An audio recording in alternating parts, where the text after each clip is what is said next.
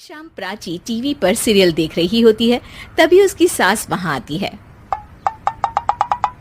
अरे सीरियल में तो ऐसे मग्न है जैसे आज रात का खाना पड़ोसी आकर बनाएंगे। मुझे पता ही नहीं था आपने अपने बेटे की शादी पड़ोस में भी की हुई है। हैं? मतलब?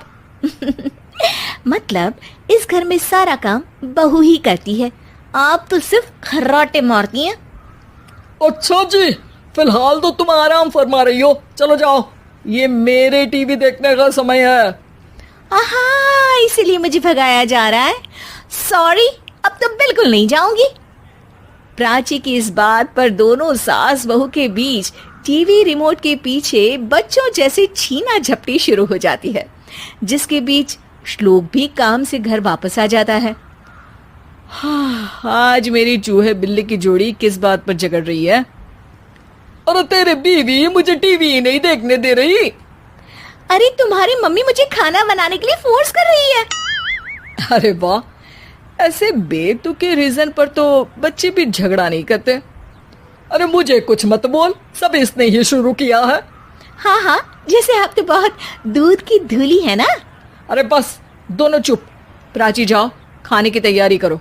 और माँ तुम छोड़ो, तुम्हें क्या बोलूं, शांति से अपना सीरियल देखो। मुझे दोबारा लड़ने की आवाज सुनाई नहीं देनी चाहिए। ऐसा बोलकर श्लोक वहां से चला जाता है, जिसके पीछे पीछे प्राची भी कुछ न कुछ बड़बड़ाते हुए रसोई में चली जाती है। हाँ हाँ, सासू जी को तो कुछ बोलेंगे ही नहीं, बस मुझ पर ही हुक्म चलता है, खाना बनाओ, जैसे मैं इनके घर में खाना बनाने के लिए आई हूँ। इसी तरह शाम बीतती है और रात को श्लोक और प्राची की सास खाना खाकर सोने चले जाते हैं, लेकिन प्राची गुस्से में कुछ खाए बिना काम में ही लगी रहती है। इस घर में किसी को घंटा फिक्र नहीं पड़ता, मैं खाऊं या भूखी रहूं। प्राची कुछ देर के लिए रसोई से बाहर जाती है और जैसे ही वापस आती है तो वहां दूध का भरा ग्लास देखकर हैरान रह जाती है। फिक्र पूरी है, बस दिखाना नहीं है। प्राची दूध पीकर सोने चली जाती है और अगली सुबह एक बार फिर सास बहू का कार्टून नेटवर्क स्टार्ट हो जाता है। ये तुमने ही किया है। अरे अजीब जबरदस्ती है, मैं बोल रही हूँ मैंने कुछ नहीं किया।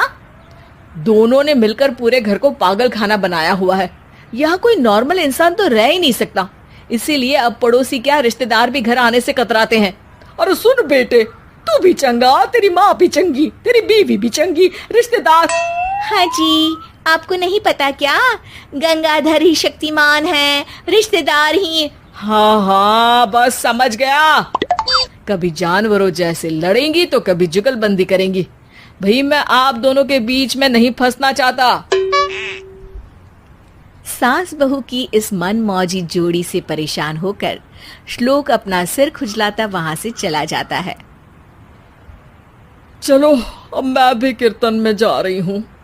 इस पर जैसे ही सास कमरे में अपना पर्स लेने जाती है तो वहां नाश्ते की प्लेट रखी देख मुस्कुराने लगती है और नाश्ता करके घर से बाहर निकलते हुए कुछ पैसे टेबल पर रख जाती है, जिसके कुछ देर बाद सिलेंडर वाला घर आता है। ओ मुरी मैया, मैं सिलेंडर के बारे में तो बिल्कुल भूल ही गई थी। घर खर्च के सारे पैसे भी मम्मी के पास है और श्लोक से बोला तो उल्टा 4 बात सुनाएंगे। प्राची ये सोच ही रही होती है कि अचानक उसका चेहरा चमक उठता है और वो घर में आकर इधर उधर देखने लगती है।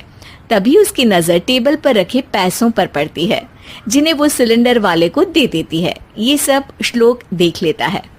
अच्छा बेटे, इतना बड़ा घोटाला, सबके सामने मैं तेरी दुश्मन और पीठ पीछे तेरी मेरी यारी। इस पर श्लोक एक प्लान बनाता है और शाम को सब एक साथ बैठे होने पर बोलने लगता है। माँ, तुम दोनों की बहुत लड़ाई होती है, इसलिए मैं सोच रहा हूँ कि प्राची को उसके घर छोड़ाऊं। इससे वो भी खुश रहेगी और तुम भी। अचानक श्लोक की ये बात सुनकर सास बहू शौक से उसकी तरफ देखती हैं। अरे ऐसे कैसे घर छोड़ाओगे, मुझे कहीं नहीं जाना। अरे तुमने बोला नहीं पर मैंने सुन लिया, तुम्हें मम्मी के साथ रहना अच्छा नहीं लगता, मुझे पता है।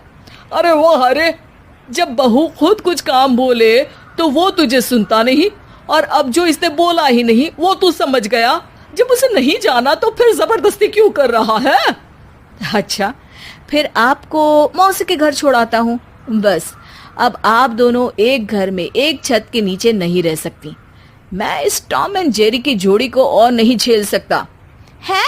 ऐसे कैसे नहीं रह सकते? तुम्हें इतनी दिक्कत है तो तुम्हारा बोरिया बिस्तर पैक कर देती हूँ, लेकिन मम्मी जी कहीं नहीं जाएंगी। बिल्कुल यही सुनना था मुझे। अगर दोनों में इतना ही प्यार है फिर हर वक्त ये लड़ाई का नाटक क्यों करती हो? देखा मैंने कैसे माँ किचन में दूध रखती है और तुम उनके लिए कमरे में नाश्ता रखती हो, और कैसे वो पहले ही तुम्हारी दिक्कत समझकर घर में पैसे रखकर बाहर जाती है। अरे भाई, इतना ड्रामा तो डेली सोप में भी नहीं होता जितना तुम दोनों ने इस घर में फैलाया हुआ है। तू हमें टॉम एंड जेरी बोलता है ना, तो याद कर वो दोनों भी एक दूसरे को बाहर वालों की बुरी नजर से बचाने के लिए हमेशा सबके सामने लड़ते थे, लेकिन अकेले में दिक्कत के समय मदद भी तो करते थे। बस हमारा रिश्ता भी कुछ ऐसा ही है। और वैसे भी अगर सास बहू में तू मैं नहीं होती तो दुनिया वालों को कहानियां कैसे मिलेंगी?